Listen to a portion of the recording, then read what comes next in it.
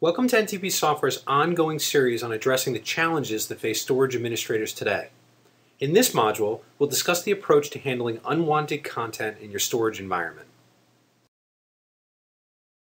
If you're like most of our customers, then you're constantly investing energy into ways of saving time, money, and reducing risk in your environment. We share these same concerns and are committed to helping you achieve these goals.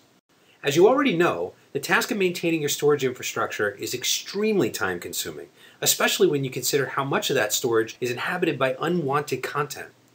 Gartner Group has even identified that 20 to 40% of content being stored on most networks is junk, no business value at all. The cost of this junk continuously multiplies in your environment through network backups, file archival, and maintenance, which leaves you with the added expense of purchasing storage when it's not needed. Along with the unwanted comes unauthorized content, which can easily make its way into your environment. You could be storing files like MP3s, JPEGs, WMVs, or hazardous material and not even know it until it's too late. One of the ways to reduce risk and accomplish your goal of saving time and money is through file blocking. By blocking unauthorized or unwanted files before they enter your storage environment, and by giving your users the knowledge to avoid issues even before they happen, you'll be able to gain full control of your storage infrastructure. NTP Software provides QFS file blocking functionality, which allows you to create and enforce rules as well as control storage access in real time. We will now show you the solution that will immediately help your company save time, money, and reduce risk with very minimal impact on your user community. Let's take a look at the user experience in a file blocking policy using NTP Software QFS. In this case, we have a user named W. Boyd for a fictional company called Galactic Getaways. When W. Boyd tries to copy the eaglesdesperado.mp3, a media file as defined by our policy, they get blocked. In this case, we get an operating system message that says access denied. This is in spite of the fact that W. Boyd does have full access to the home directory and has full control. But the policy from QFS has prevented the user from doing this specific file action. This means that I can give the user full control to a resource or a share, but still prevent them from doing things that I think are unwise, unprofessional, unwarranted, etc. If you have the messenger service enabled in your environment, we can also send a messenger service pop-up. In this case, we say, QFS file control warning. This warning message was issued for attempting to save the file, the eaglesdesperado.mp3, and you'll receive an email shortly with additional information. Now notice that the name of the file is in the message. We can put other variables like the location and other information that specifies exactly what operation caused this message to appear. This has a very powerful effect on the user because they know that they're being watched. They know that the system is monitoring what they're doing and that they can't do whatever they want to do. This is a business resource. Let's take a look at the email that gets sent to the user. In this case, we've gotten an HTML formatted email that tells the user everything that they need to know about what's going on. In this case, I can brand this with the company logo, with the intranet, with links, with policies, very customizable messaging. This message says your request to save the file named the eaglesdesperado.mp3 was denied because this folder doesn't allow you to save MP3 file types within it. And it lets the user know exactly why they got the denial, why they're not allowed to do it. But they might want more information. In that case, we provide this second line. If you believe you have received this message in error or want help in understanding how the system screens files, click Help. We provide a help system as part of the solution that you can customize or use as is that gives the user a message that explains exactly why the file type was prohibited and what the message means. So let's take a look at the back end and how this actually all is configured. We see that the file blocking policy that we just triggered is actually defined at the highest level, but it's inherited down to the lower level at the server level. This means that I can set up one policy for all home directories across a very large enterprise and have them apply everywhere.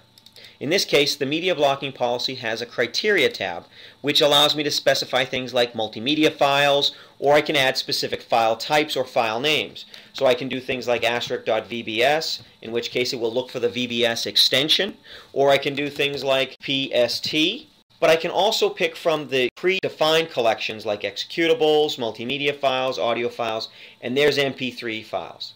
Another feature of this file control policy is that I can base the policy not just on the file extension but on the file name. So if I have a security document called sec*.doc, any file that meets that criteria can be blocked as well. This can allow me to have a system where I have some volumes that contain secure information, and it will prevent the user from inadvertently copying it to the wrong location because that document name is specifically banned in those other locations. We also have other capabilities relative to identifying files. We can look inside zip files to make sure the person hasn't hidden their MP3s or other file types inside a zip file, and we can even look inside a password protected zip file. And we have the deep scan technology. Deep scan technology is what allows us to look inside the file at the headers to figure out that a file that's named .doc is actually an MP3 file. This can be turned on and off on an individual policy basis, so it's very granular, very configurable. Under control options, we have 3 different areas we can control: read, write, and create. In each case, we can specify whether or not we want the event logged and whether or not we want to allow or deny that operation. With the configuration we see here, I would be allowed to watch AVI files and MP3 files that exist in the environment, but not write or create new ones in the directories that are maintained with this policy. This means that people can view what's official, but not create their own libraries for iTunes. I can also go into Directories tab and specify cross-platform locations. In this case, we have users asterisk and d:\users asterisk.